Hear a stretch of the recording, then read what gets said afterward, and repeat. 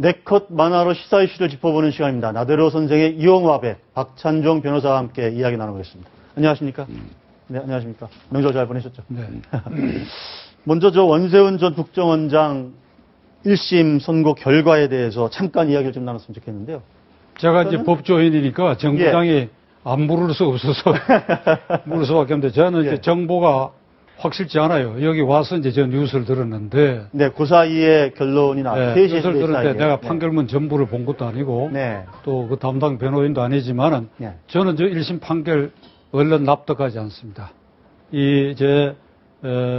법조인으로서 이 본능적 감각으로. 네. 그러니까 정치 개입한 것은 그 글들이 정치 개입한 것은 명백하고 그 점에 있어서 국정원장으로 책임져야 된다. 그러나 그 글들이 선거하고는 관련이 없다. 난 잘 납득이 안 가요. 이게 정치의 핵심 중에 그 꼭대기가 그게 결국 선거거든. 네. 선거철에 특정 정당 또는 특정인에 대한 당락에 관한 댓글을 올렸는데 그것이 선거 개입이 아니다. 나는 그건 얼른 납득이 안 가요. 그러니까 판결문 전문을 안 봤다는 전제로. 네. 그러니까 검찰이 항소한다고 하니까. 예. 이어서 이걸 더 토론할 필요가 없어요. 이어서 왜 감독을박할 자료가 없는데 내 느낌은 그러니까 앞으로 고등법원 대법원까지 대선 관여를 직접 지시했다고 보기는 어렵다. 그리고 불필요한 대선 개입을 말라고 지시한 그 뭐 근거도 인정이 된다. 그렇기 때문에 원세훈 전 원장이 대선 개입에 따른 어떤 공직선거법 위반은 인정할 수 없다. 아니 그러니까 그런 개념인 것. 정치 관여까지 전부 무죄라고 해버린다고 한다면 뭐 그 일관되지요 법원이. 네. 근데 그러한 일련의 행위가 정치 관여한 것은 인정한다. 네. 그 책임자로서 그 책을 묻는다. 네. 그 구체적으로 예를 들어서 이 선거철에 내가 이게 특정인 당선을 위해서 특정인으로 그러면 결국 박근혜 후보를 말하는 것인데 이렇게 내가 지시한 일이 없다.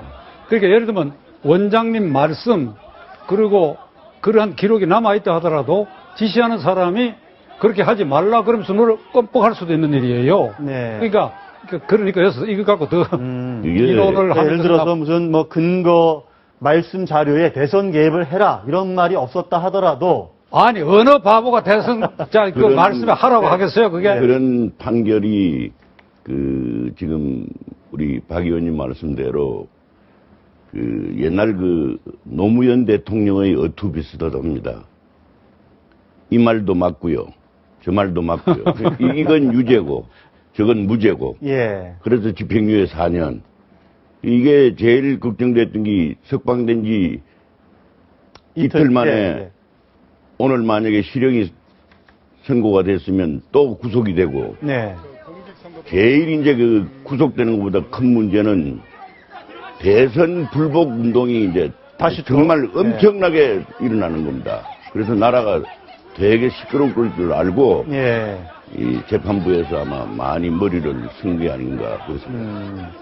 일단 정치 관여 글을 올린 행위가 분명히 있기 때문에 특정 정당을 지지하는 글을 올렸거나 특정 후보를 비판한 글을 올린 거는 명약관한 사실이기 때문에 그거는 이제 국정원법 위반이다. 그런데 이게 앞뒤가 안 맞고 예. 내 기준으로 봐서 소도우슬 판결이 아닌가 싶은데 근데 단정을 못해. 판결이라고 지금 야당의 뭐 대변인이 두고 봅시다. 얘기를 했습니다. 예. 더 두고 봐야지. 그렇다면 이게 뭐랄까 지금 새누리당은 어떤 1심 판결을 계기로 해서 더 이상 어떤 대선 불복 이런 논란에 좀 종집을 찍었으면 좋겠다. 이런 논평을 냈고요. 지금 야당에서는 지금 말씀하신 대로 중죄지만 이번만은 처벌하지 않겠다는 판결이다. 소도 웃겠다. 뭐 이런 반응이 나왔어요, 일단은.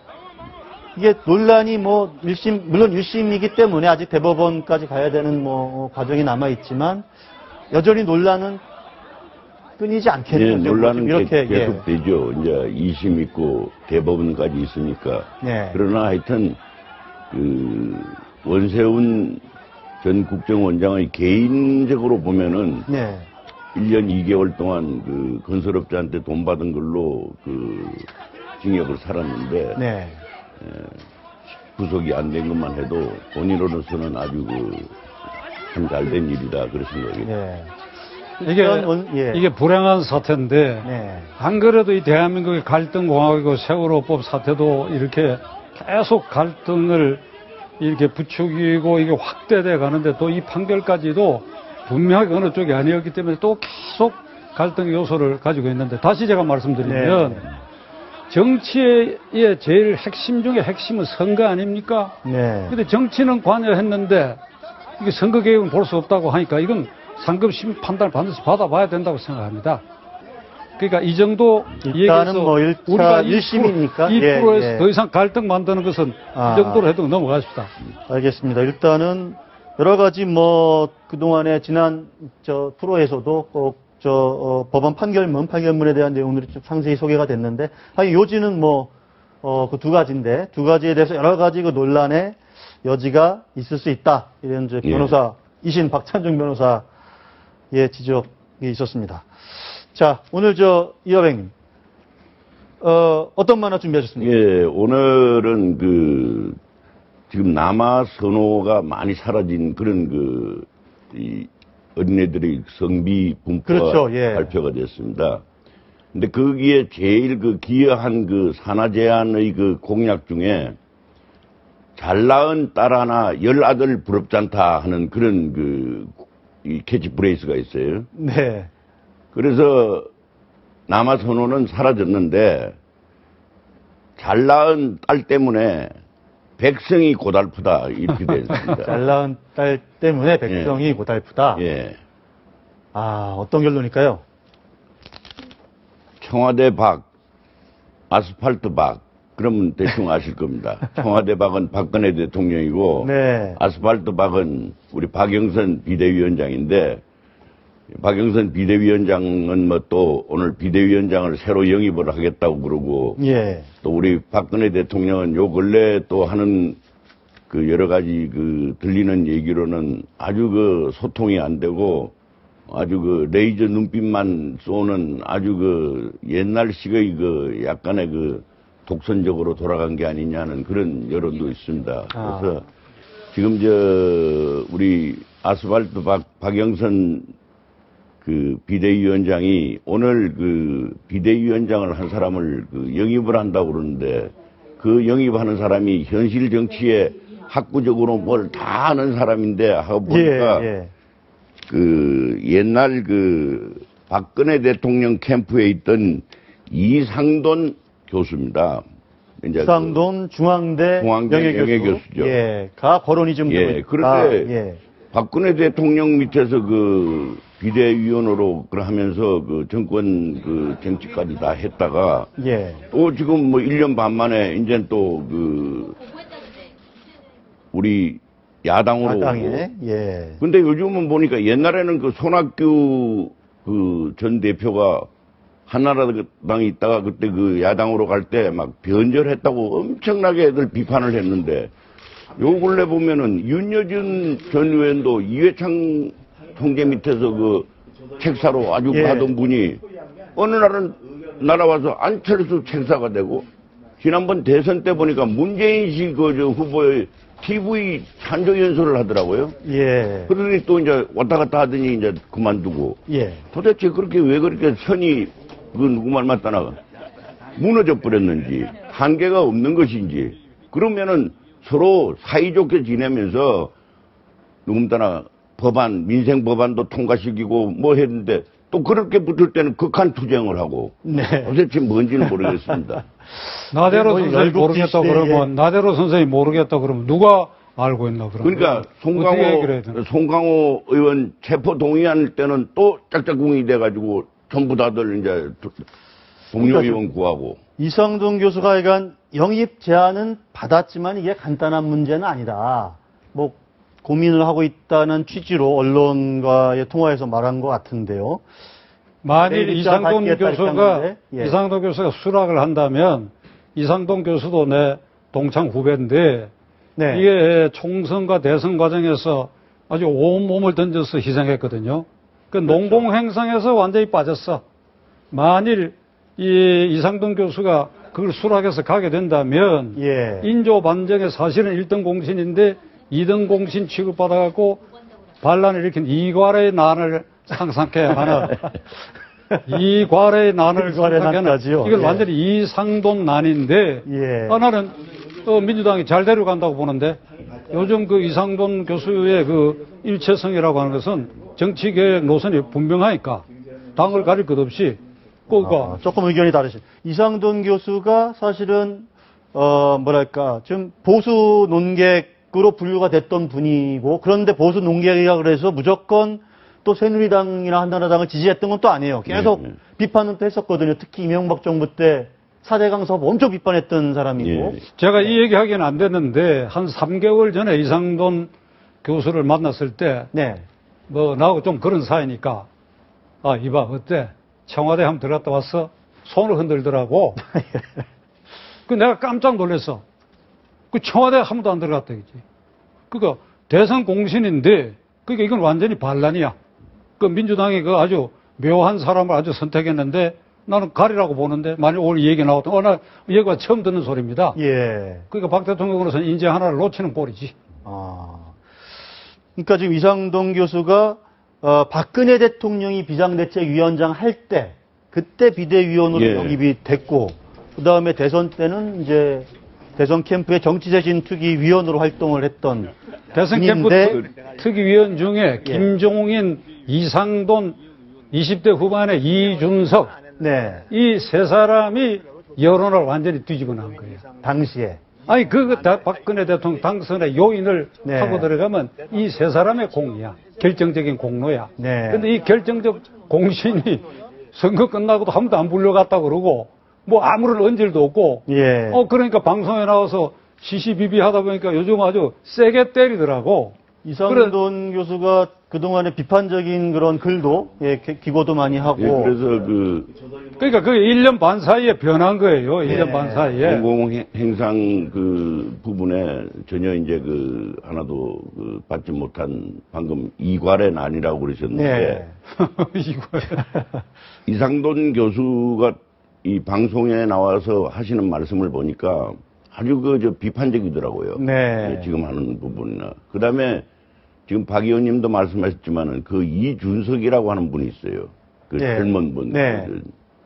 그분도 선거 때는 그냥 후보 옆에서 막 젊은 유권자들을 위해서 막 뛰다가 그냥 가만 놀다가 또 이제 텔레비 조금 나오다가 얼마 전에 보궐선거 하실 때 봤죠.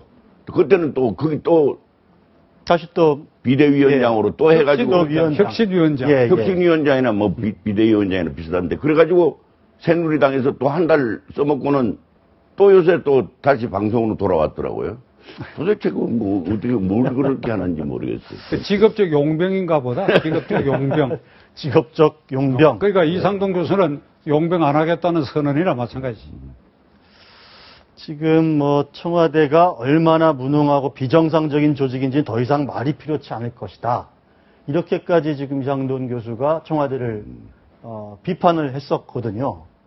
여러 가지 지금 논공행상의 문제인지 박근혜 정부의 어떤 국정운영 방식에 대해서 비판적 견해를 갖고 있는 건지 그건 모르겠는데 어쨌든 야당에서 지금 이상돈 교수를 영입한다는 소식이 나오니까 지금 당이 지금 발칵 뒤집혔습니다, 지금. 제가. 이거 온몸으로 결사 저지하겠다. 지금 이런 얘기들이 막 나오고 있거든요. 정 부장님, 이 시청자에게 오해가 있을 수 있어서 제가 좀 해명을 해야 되겠는데, 네. 농공행상에 불만이 있었다, 이게 아니고, 박근혜 대통령이 소통에 있어서 아주 가까이에서 욕도 얻어먹고 헌신적으로 희생한 사람들을 전혀 돌보지 않더라, 선거 후에. 하는 것을 이상돈 교수를 통해서 내가 확인을 했기 때문에. 이렇게 되면 사람이라고 하는 게 사는 게 뭡니까? 무슨 어떤 재미가 있어야 되는데, 그러니까 굳이 무슨 자리를 바래서가 아니라, 그리고 수고했다고 그러고, 그런 끈이라도 유지를 해줘야지. 이게 기본이에요. 저는 삼김시대의 막내인데, YS DJ 김대중, 김영삼, 김종필 씨 하는 걸 보아왔는데, 그런 양반들 입장에서 이렇게 선거 때 희생한 사람들을 저런 식으로 나몰라라 해버리고 1년 몇 개월 방치해버리고 야당에서 데려갈 정도로 나는 이건 인간관계의 실패를 말하는 것이다. 이것이 동시에 박근혜 대통령에게 지금 쏟아지고 있는 세월호 특별법 사태에서 오늘 아침 동아일보 사설 꽉 막힌 대한민국 박근혜 대통령은 말만 안 썼지 꽉 막힌 대한민국 청와대가 뒷짐지고 있느냐. 그런 취지의 사설이 나왔어요, 사설. 그 사설 속에는 어떤 인사가 대통령이 국회에 가서라도 여야를 중화시켜야 된다는데 아마도 그 어떤 인사는 내가 이 방송에서 계속 얘기한 것 같은데 나중에 정부장이 그 어떤 인사가 박찬정이 한번 대미사 한번 확인 좀 해줘. 알겠습니다. 그러니까 사설에 나올 정도다 이게. 사설에. 그러니까 그 상징으로서 그 이상돈 씨 같은 경우도 내가 버림받은 거 아니냐 이거지. 100% 대한민국에 나 같은 사람도 이렇게 한다 그러면 박 대통령이 국민을 보는 시각이라는 게 완전히 틀렸다. 이런 결론에 본인이 도달할 수 있지요. 그렇다면 뭔가 자기 입장에서 좀 더 나은 정치 환경을 만드는데 헌신하겠다는 생각이 솟아날 수 있죠. 그렇죠. 왜냐면, 비상대책위원회 지난번 총선만 하더라도 그 당시에 야당이 지고 나서 한 얘기가 질래야 질 수 없는 선거를 졌다고 그렇게 얘기를 할 정도로 어려운 선거였는데 좋은 아이디어를 하고 당 로고도 바꾸고 당명도 바꾸고 또 빨간색으로 당 색깔도 바꾸고 해서 하여튼 150여석을 하는 과반을 남겼지 않습니까? 그렇죠. 그랬으면 거기에 비대위원이고 모든 여러 사람 있을 거 아니에요. 청와대가 아니라도 어느 저녁 만찬이라도 한번 하면서 예. 수고했다. 정말 같이 가서 같이 술도 한 잔씩 따르면서 그런 것이 리다고 보시죠. 아니 지금 드러난 게 두세 사람인데 이화백님 자리도 줄만 하지요. 장관 자리 얼마나 많습니까? 왜 못 줍니까? 이상돈 교수 같은 사람. 아니 그러니까요. 자리도 주시죠. 줄 수 있어야죠. 여러 가지 저희들이 알지 못한 곡절이 있을 있겠지. 곡절이 있겠지. 모르겠는데